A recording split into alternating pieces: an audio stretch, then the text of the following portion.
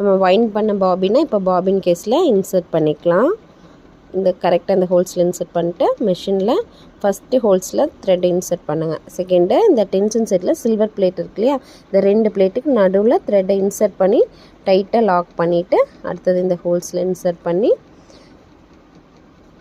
லாஸ்ட்டாக needle left to right வந்து த்ரெட்டை இன்சர்ட் பண்ணி எடுத்துக்கோங்க. அடுத்தது பாபினில் இந்த ஹோல்ஸ் மேலே இருக்க மாதிரி வச்சுட்டு இந்த பின்னை பிடிச்சிட்டிங்கன்னா கரெக்டாக லாக் ஆயிரும், பாபின் கீழே விழுகாது. இப்போது பாபின் இந்த ஹோல்ஸ் கரெக்டாக மேலே இருக்க மாதிரி நீடில் உள்ளே போய் த்ரெட் எடுத்துகிட்டு வரணும். வச்சு ப்ரெஸ் பண்ணிங்கன்னா பாபின் லாக் ஆயிரும். லாக் சவுண்ட் கேட்டதையும் க்ளோஸ் பண்ணிவிட்டு த்ரெட்டை பிடிச்சிட்டு ஒரு ரொட்டேட் பண்ணிங்கன்னா கீழே இருக்க நூலை மேலே எடுத்துகிட்டு வந்து இப்போது மிஷின் ரெடி. நீங்கள் ஸ்டிச்சிங் ஸ்டார்ட் பண்ணிக்கலாம்.